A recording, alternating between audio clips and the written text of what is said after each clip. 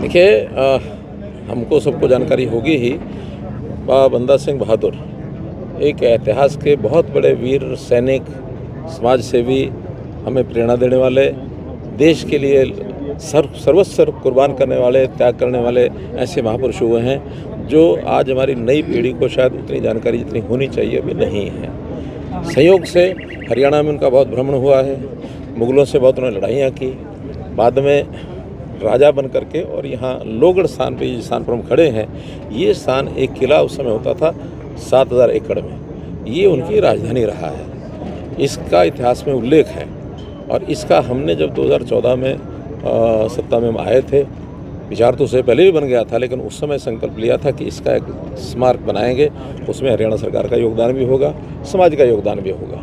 उस परंपरा को आगे बढ़ाया, एक ट्रस्ट बना है, उस ट्रस्ट का मैं स्वयं चेयरमैन हूँ। हमारे और साथी कौरपाल जी हैं, प्रबलेन जी हैं, एस पावा जी हैं और भी कुछ अधिकारी हैं। ऐसा कुल मिला करके उस ट्रस्ट के माध्यम से स्मारक बनाने के लिए आज शिलान्यास का कार्यक्रम था।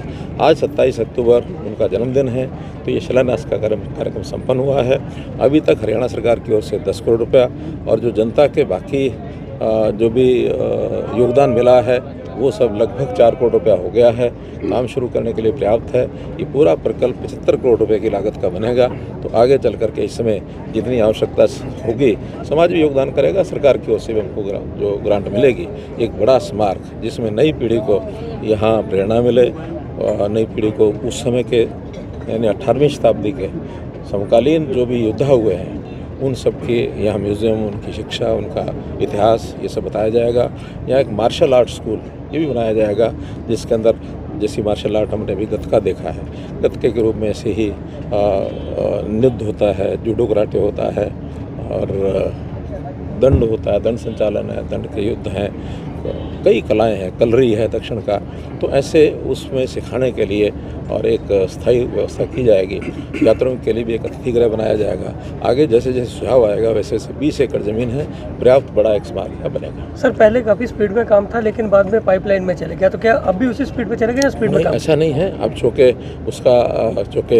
ऐसे बड़े जो काम होते हैं उसकी जो पहले कल्पना करनी होती है, उसको कंसीव करना होता है कि कैसा प्रोजेक्ट होगा, डिज़ाइन क्या होगा, तो वो सारा काम पूरा हो चुका है।